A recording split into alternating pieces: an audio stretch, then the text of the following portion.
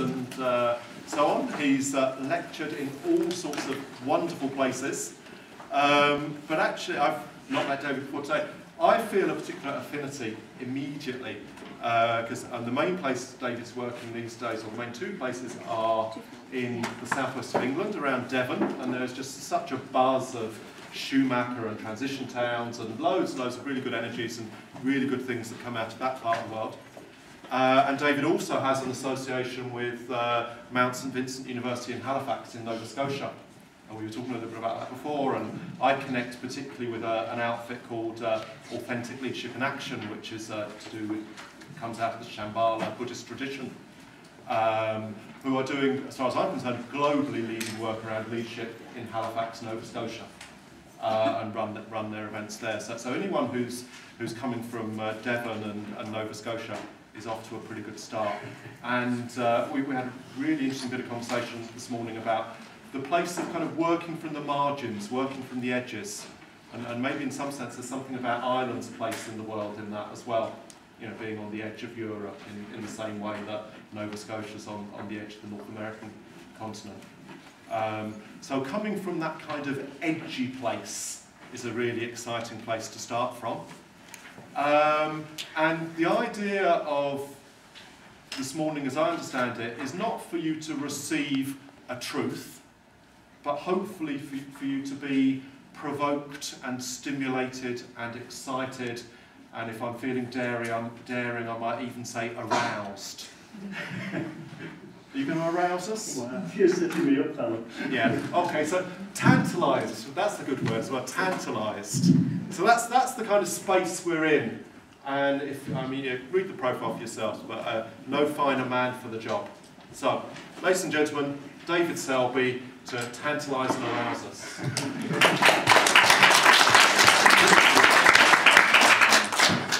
Thanks, Chris.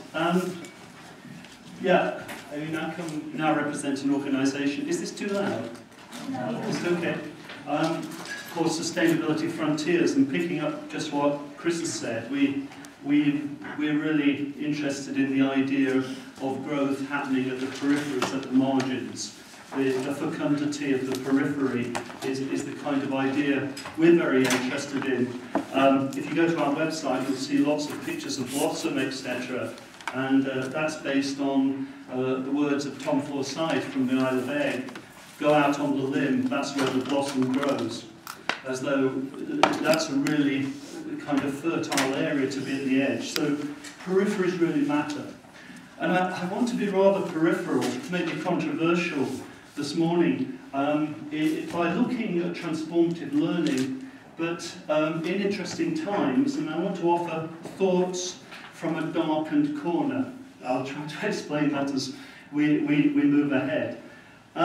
Firstly, this notion of interesting times. It's often said in the literature that this is a Chinese, it walks the delicate line between being a curse and a blessing.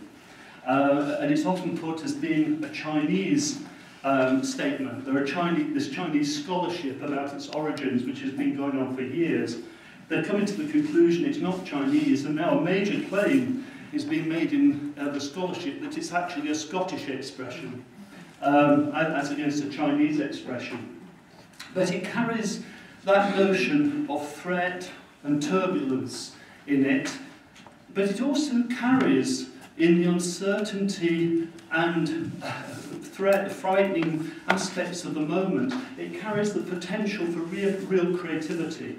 Interesting times, both threat, but they carry enormous creative potential for radical change and transformation within them. So I want to talk about these interesting times. Some of what I'll talk about links to climate change, and really these statements are from the field of climate change, and they talk about, basically, there's a huge, despite what's happening at the moment globally in terms of climate change science, there's an enormous scientific consensus that climate change of a runaway nature is happening. The consensus somewhat breaks down about how long have we got to put it right. I could use the same arguments about the global loss of biodiversity. How long have we got to put it right? So somebody like George Monbiot out of Britain is saying, we've got a very short period indeed, in which to prevent the planet from shaking us off. When Obama came into power, James Hansen, the climate change scientist, the leading figure in, if you like, in this field, told Obama, you've got 4 years to act. So really small change. Some people are less optimistic. James Lovelock, who lives close to me in the southwest of England, our future is like that of passengers on a small pleasure boat above the Niagara Falls, not knowing that the engines are about to fail. He's very critical of the notion of development, of business as usual. It's almost past the line. Too late, mate, will be the kind of thing he'd say. Konrad Stefan, another important scientist, the time is already 5 minutes past midnight. And all are agreed with James Romm that climate change is coming faster and rougher than scientists have expected. In the 1990s, we viewed climate change as something happening in a kind of liberal, incremental, phased way, and now we are seeing its fickleness, its abruptness, sudden lurches into new crises, etc. It's not an incremental, step-by-step thing anymore. So these are examples of interesting times. We could take a range of other issues and apply those same quotations, I think. James Romm, in a recent book, wrote a history of the 21st century, a future history. Wonderful thing to do with students, to ask them to write history backwards rather than searching into the past. He talks about the next 15 years now as an area where we reap the whirlwind. If there isn't draconian change or radical change, we're setting ourselves up for increasingly dramatic and severe weather events which will increase so they become the norm. The notion of the nice soft day will essentially disappear. Planetary purgatory, when food-backed loops kick in to make the world a very dangerous place. The tundra lets out its CO2, the rainforests go and let out their CO2, the Antarctic ice shelf breaks, and so on and so forth. And then we reach a period, basically, of no return, he's arguing. Incredibly difficult place to live. So, would the Earth become? So these are the kind of things we face, and we need to draw this kind of backcloth when we think about the world today. But then, following the climate change issue just for a little bit longer, against such scenarios, what are the kind of responses we're seeing before getting into education? Climate change is being seen as a technical problem that can be managed through technological solution, that can be managed through policy solutions. Copenhagen was technology and policy. We see the crisis through a business as usual lens, calling for sustainable development. And generally, most renditions of sustainable development still are about continued economic growth, which I'm going to suggest is the problem.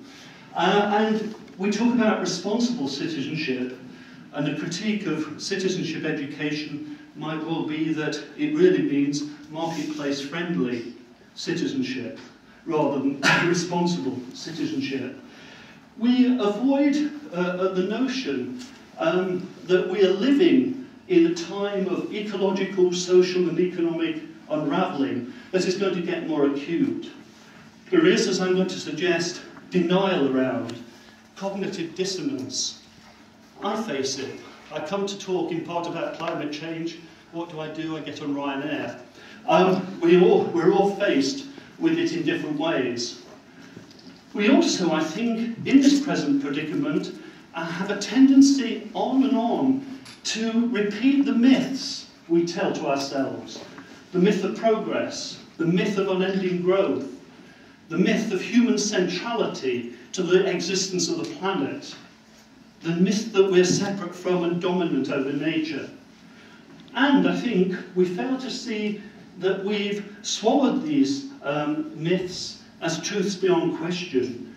And so, having done that, I think we then face the problem that it's very hard to have fit-for-purpose